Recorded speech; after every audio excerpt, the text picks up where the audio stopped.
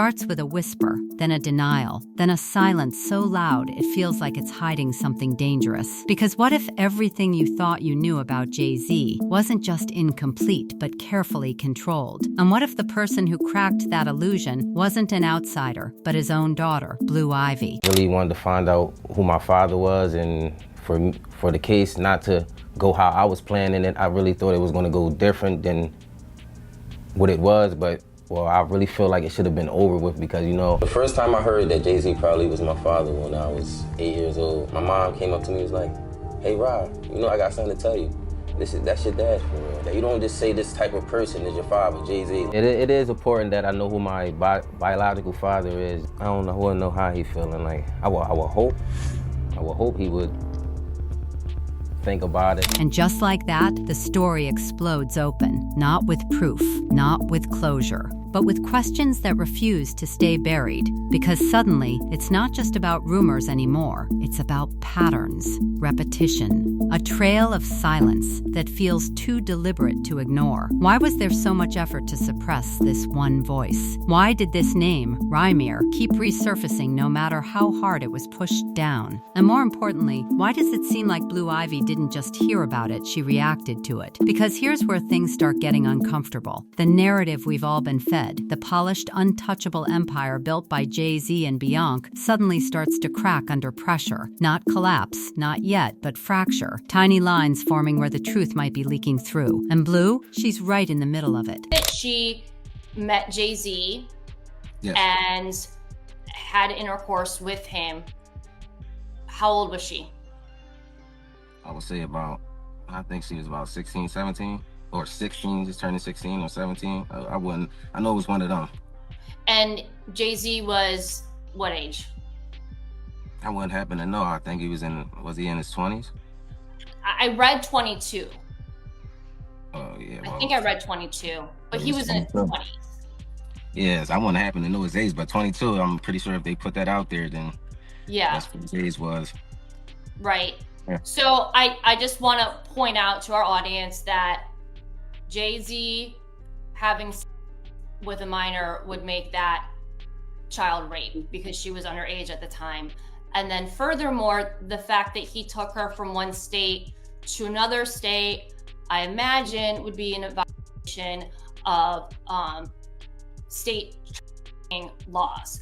Wow. So moving forward, listen closely, because every detail here feels like a clue hiding inside another clue. A meeting, a broken protection, a pregnancy, a denial, a legal maze that somehow always leads nowhere. Rhymir Satterwhite, gone now, but her affidavit still echoes. And not just as a claim, but as a statement that refuses to disappear. Why didn't he respond? Why did the case keep getting shut down? And why does it feel like every time the truth gets close, something interrupts it? And then comes Rhymir. Not just a name, not just an accusation, but persistence. The kind that doesn't fade with time. The kind that grows louder the more it's ignored. He steps forward, not just asking questions, but demanding answers. And suddenly, this isn't just about the past anymore. It's happening now. But here's where the tension spikes. Because behind the scenes, something shifts. Lawyers change, attitudes flip, doors close. And you have to ask yourself, what changed? I think that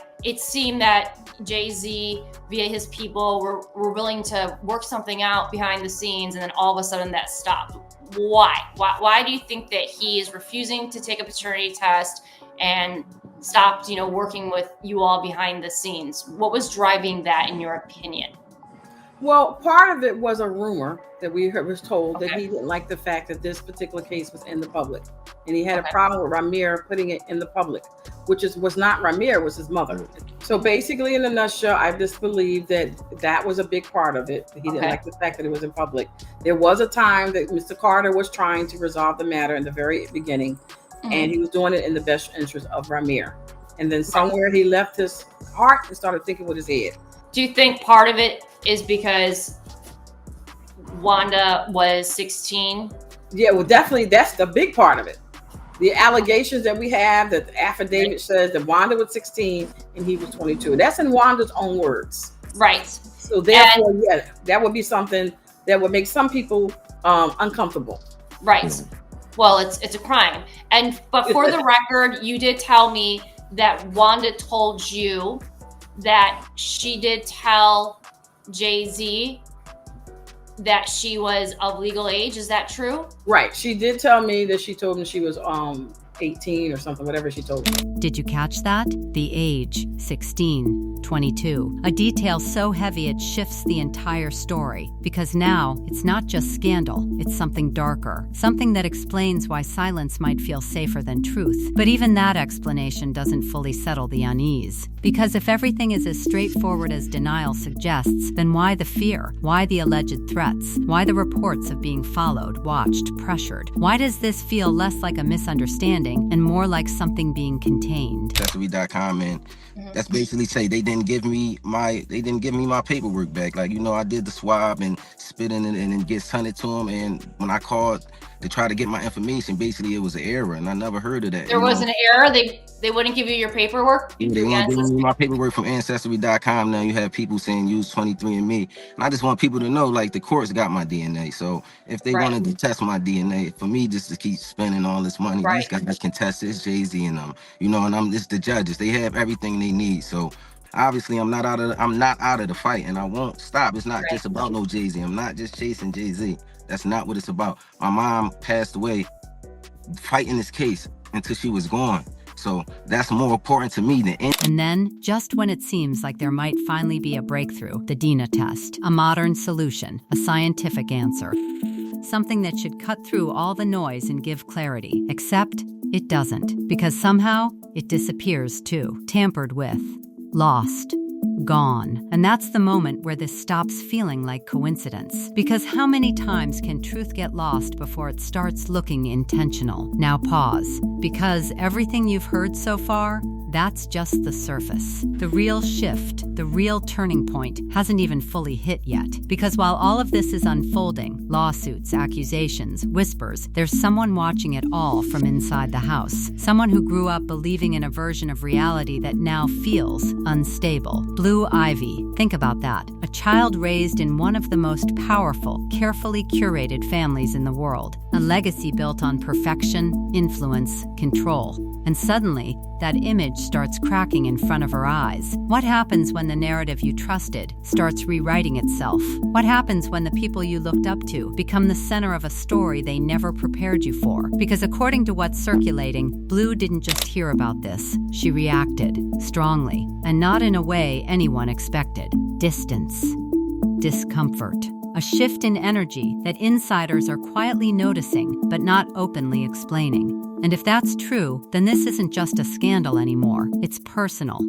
Deeply personal. Because now the question isn't just, is Rhymir telling the truth? The question is, what did Blue Ivy see, hear, or feel that made her step back? And why does it seem like ever since that moment, the public image has been working overtime to look normal? Too normal. Because when something real starts slipping out, the performance usually gets louder. And right now, it feels like a performance. But the story isn't done. Not even close. Because what comes next doesn't just complicate things. It flips everything. And just when you think the situation couldn't get more tangled, it does. Because the moment you start connecting the dots, another layer quietly slides into place. And suddenly, it's not just about one allegation, one name, or one buried story anymore. It becomes a web, a network of moments, decisions, and silences that feel strangely coordinated. You believe that Beyoncé may have been one of the reasons why there wasn't a resolution.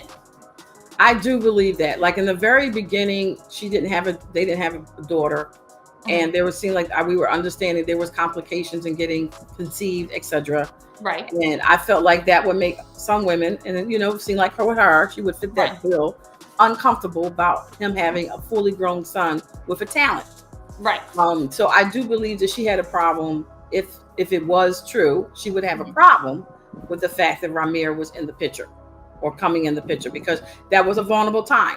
Right. But clearly now, 10 years later, 12 years later, you would think somebody would say, hey, let's just get this out of the way. Now sit with that for a second, because this is where the narrative takes a sharp, almost uncomfortable turn. The suggestion that Beyoncé may have played a role, not loudly, not publicly, but subtly, strategically, in keeping this situation from ever fully surfacing. And suddenly the timeline starts to matter. The birth of Blue Ivy, the image of a perfect family just beginning to solidify, the stakes becoming higher than ever before. Because it's one thing to have a past, it's another to have that past collide with the present you've carefully constructed. And the question that lingers is simple but heavy. Was this about protecting a family or protecting an image? Because those two things aren't always the same. And if even a fraction of this is true, then it means decisions were made. Quiet decisions, behind closed doors. Decisions that may have stretched this situation out for years longer than it should have lasted. And the longer something is stretched, the more pressure builds underneath it. Which brings us right back to the center of this storm, Jay-Z himself. Because for someone so powerful, so calculated, so in control of his narrative, this situation feels unusually messy, unusually persistent, like something that refuses to be managed. Think about it. Lawsuits filed, then withdrawn. Statements made, then walked back.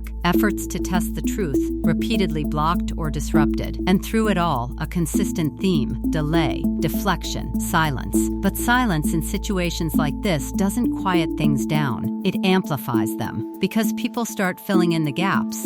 And those gaps, they're getting bigger. And then comes the moment that changes everything. The lawsuit filed in federal court, not just another claim, but a direct confrontation. Fraud, suppression of evidence, emotional distress, words that don't just suggest conflict. They suggest something deeper, something systemic, something that, if proven, would completely reshape how this entire story is understood. And that's when it reaches Blue Ivy, not as a rumor, not as distant gossip, but as something real, something documented, something undeniable enough to cross into her world. And this is where everything shifts from public controversy to private fracture. Because imagine discovering that the story you've lived inside your entire life might not be the full story. Imagine realizing that there are chapters missing, chapters that someone deliberately kept out of your reach.